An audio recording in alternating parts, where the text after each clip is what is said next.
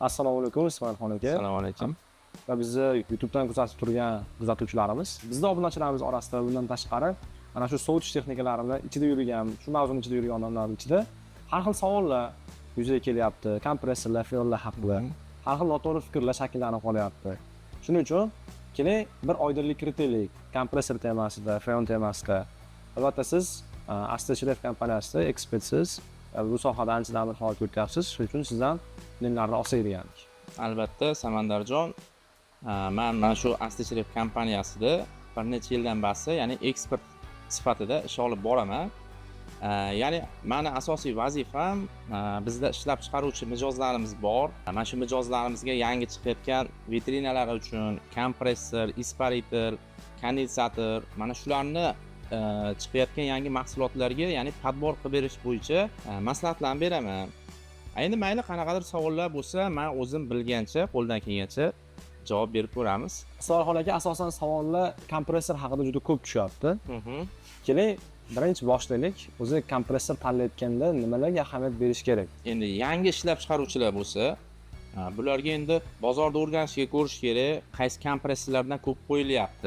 Mijozlarga qaysi kompressorlar ma'qul kelyapti. Birinchi endi shu ishlab chiqaruvchi bo'lsa, mana shularga e'tibor berishgani yaxshi deb o'ylayman. Kompressorda asosiysi, endi tanlayotganda asosiysi bu podbor. Ya'ni o'sha ishlab chiqarayotgan vitrinami, stol холодильникmi, gorka, shunga o'xshagan narsalar uchun обязательно buni kompressorda yetarlicha vatini topib, isparitorda, kondensator hammasiga bir-biriga uyg'unlikda qilib podbor qilinsa, o'sha hech qanaqangi muammo ham keltirmaydi. Mijoz ham xursand, o'zingiz ham bemalol ish olib borasiz. Mana bir nechta klientlarimizga mana shunday podbor taraflama yordam berib kelyapmiz. Mijozlarimiz ancha xursand. Agar mana shunaqangi kimdadir qiynalayotgan bo'lsalar, video davomida yana gaplashamiz, batafsil tushuntirib o'taman sizga. Endi savolingizga kelsak, kompressor tanlashda nimalarga e'tibor berish kerak? Asosan original kompressor qo'yish kerak. Buni endi aytmasam hamma bilishadi. Restavratsiya kompressorlar ham ko'p. Restavratsiya kompressorlar nima bo'ladi desangiz, avval ishlagan kompressorlarni zavodga qayta olib boriladi. Shu ketgan mexanizmni alishtirib, yana qayta sotuvga chiqariladi. Bu o'zi vaholanki uzoq muddat xizmat qilmaydi. Yana sizga ortiqcha bosh og'riq, 1-2 dollar arzon bo'lishi mumkin, lekin sizga yetarlicha 50-60 dollar bitta kompressor ziyon olib kelishi mumkin, agar mana shu kompressorni to'g'ri tanlamasangiz. Ismoilxon aka, o'zi kompressor nima sababdan kuyadi? Xo'p, buni endi kuyish sabablari juda ham ko'p. Ya'ni birinchi asosiysidan sanab o'tsak, mana shu podbor. Ya'ni misol uchun yangi vitrinalar bo'lsa, ularga to'liq podbor qilinsa, uzoq yo'l xizmat qiladi, uzoq yil. Agar siz ishlab chiqaruvchi bo'lsangiz, yangi qo'yilsa, unda hech qanday muammo qilmaydi, podborlarni to'g'rilab.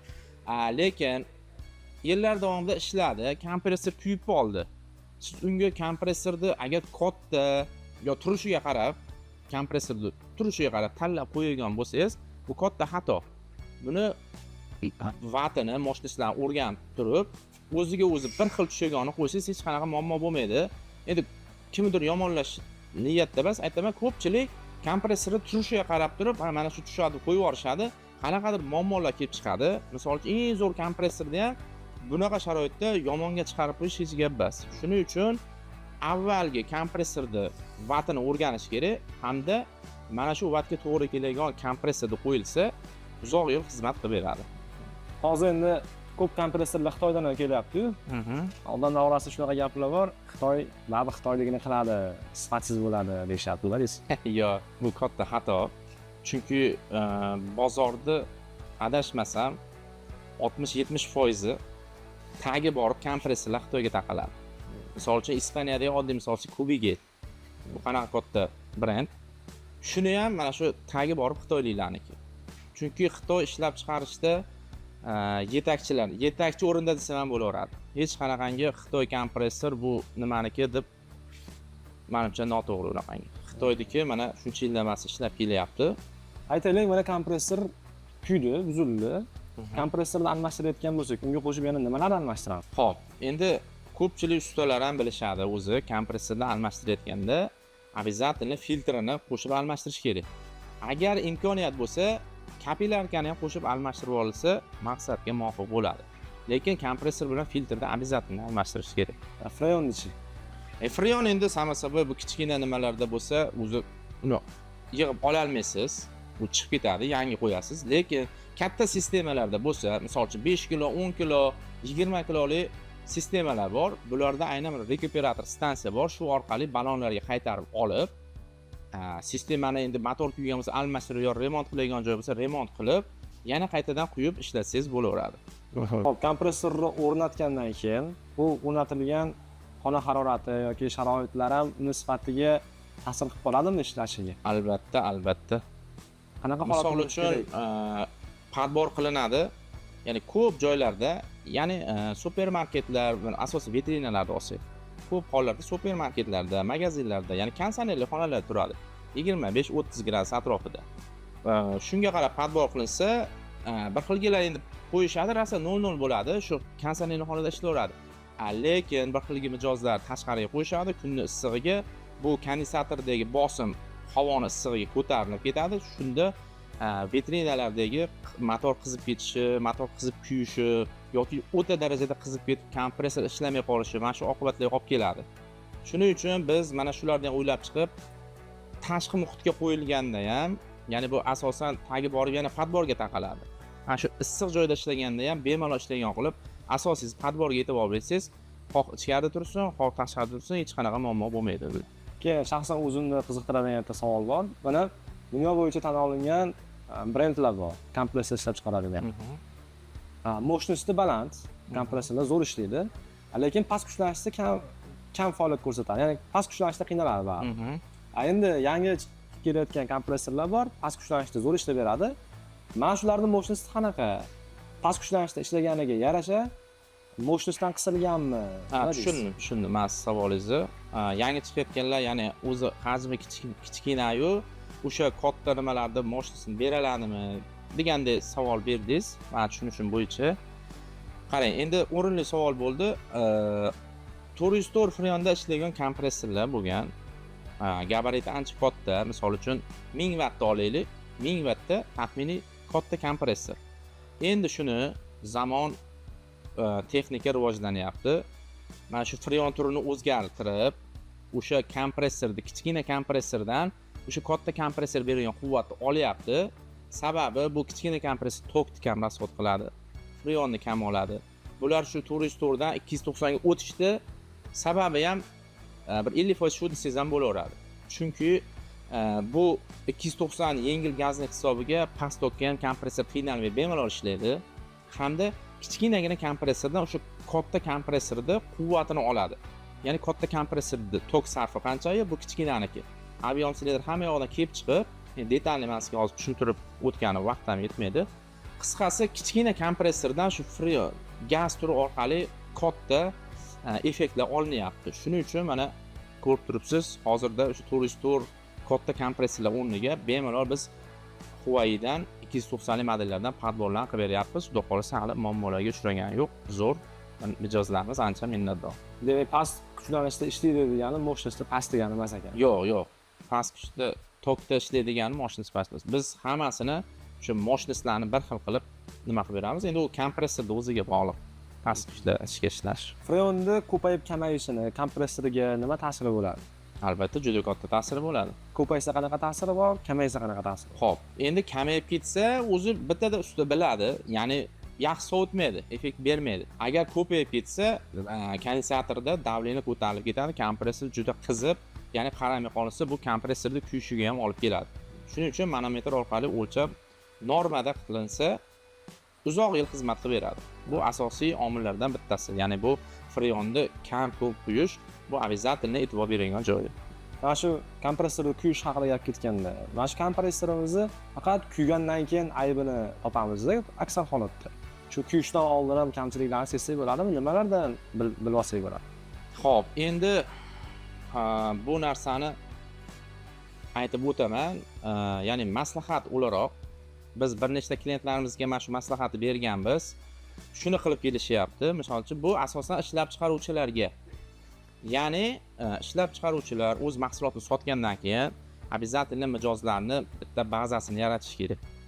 Sabab har oyda mijozga aloqaga chiqib biz boryapmiz. Shu nima desa bo'ladi? Texnik ko'rik mana shu narsani yo'lga qo'yish kerak. Обязательно borib, kompressor qanaqa holatda ishlayapti, uni gaz balki o'tishga chiqib ketgandir, boshqa qilgandir. Ya'ni bu ishlab chiqaruvchilarga yana plus bo'ladi. Aynan mana shu texnik ko'rikni yo'lga qo'yish kerak. Borib, mana bu ventilyator ishlamay qolibdi, yo kompressor qandaydir noto'g'ri ishlayapti. Mana shularni yo'lga qo'yilsa, ishlab chiqaruvchiga ham yaxshi foyda olib keladi deb o'ylayman. O'ylaymanki, kompressorlar haqida odamlarning xayolida to'planib qolgan savollarga menimcha imkon qadar javob berdik. Endi yana ham mana shu video foydali bo'lishi uchun O'zbekiston sharoitida topsa bo'ladigan cho'ntakbop, klientga qo'yib berganda uyaltirib qo'ymaydigan kompressor brendlaridan ham sanab tavsiya qilib ketaymiz. Endi nima deydi? Huawei'ni tavsiya qilaman-da aka. Chunki hozir mana 70-80% ishlab chiqaruvchilar o'zi aloqaga chiqishgan ancha bo'ldi, mana 2 yildan basi. Bundan hozir ham mana chiqishyapti. Sababi o'sha ishlab chiqaruvchilarga biz tarafdan, ya'ni men o'zim polniy analiz qilib, yangi chiqayotgan veterinar razmerlarni berishadi. Biz unga qaysi kompressordan qo'yish kerak, qanaqa radiator, qanaqa isparitor qo'yish kerak, mana shular hammasini detalniy qilib yozib beramiz. Ishlab kelishyapti. Mana bir necha yil oldin bir mijozimiz, o'sha bundan oldingi videoda ham aytib o'tdim, yillik hisobotda olishganda 20-25 ming dollar ziyonda chiqishgan, aynan mana shu kompressor kuyishidan. Endi bu katta zavod uchun ham bu normalniy summa. Lekin o'rta ishlab chiqarganlarga ham agar buni ko'pchilik hisoblamasa kerak, agar yozib yurib hisoblasa kamida 5-10 ming dollar manimcha ziyonda chiqishadi. Shuning uchun mijozlarimiz hozir biz polniy audit qilib ishlab chiqarishlariga kompressorlar beryapmiz, aynan Huawei'dan. Ya'ni bu sinovdan o'tdi, men 100% ishonch bilan aytalaman. Agar qanaqadir xatolik yuz bermasa, bu kompressorlarda hali umuman muammo qilgani yo'q. Ya'ni sistemani tiqilishi, boshqa har xil holatlar bo'lyapti. Tok ko'tarilib ketishi o'ta darajada o'ta darajada pastlab ketishi. Endi 140-150 ga ham tushganda ishlab turibdi. Lekin постоянный 150 da ishlaydigani bas. Maksimali tushib 5-10 minut ko'tarsa bemalol ishlab beryapti. Lekin 160-170 da hech qanaqa muammosiz boshqa Huawei kompressorlar ishlayapti. Ya'ni biz yangi ishlab chiqaruvchi bo'lsa, agar padbor taraflama qiyinchilik bo'layotgan bo'lsa yoki men ancha yildan mas qilaman, shulardan so'raymanmi yo qanaqadir xijolatchilik bo'layotgan bo'lishi mumkin, uyalayotgan bo'lishlari mumkin. Bu borada hech qanaqa uyalish kerak emas. Bu ozgina siz tortinchoqligingiz yo uyalchiligingiz sizni qanchadir summalarga olib kelishi mumkin. Mayli bizdan kompressor olmasinlar, mayli bizdan o'sha eshitma olishmasin. Prosta maslahat uchun ham uka mana shunaqam bor deb maslahat so'rasalar ham men qo'ldan kelgancha ana shu yordam berib xursand bo'lsa bo'ldi. Bizdan men shu polniy kompressor qaysi quvvatda, qaysi isparitor qo'yish kerak, mana shu taraflarga ham men qo'ldan kelgancha yordam beraman. Rahmat Ismoilxon aka. Hozir mana ekranga siz raqamlaringizni ham chiqarib qo'yamiz. Yana video davomida biz chetlab o'tgan savollar bo'lsa, nazarimizdan qolgan savollar bo'lsa, yana o'zingizga ham bemalol aloqaga chiqishadi. Va albatta YouTube videoyimizni ostiga ham bemalol yozishlari mumkin. Biz xudo xolasa javob berishga harakat qilamiz. Videomiz ma'qul kelgan bo'lsa, kuzatuvchilarimizdan iltimos qilardik. Videoga like bosishni, kanalimizga aniq obuna bo'lmagansiz, kanalimizga obuna bo'lib qo'yishingizni so'rab qolamiz.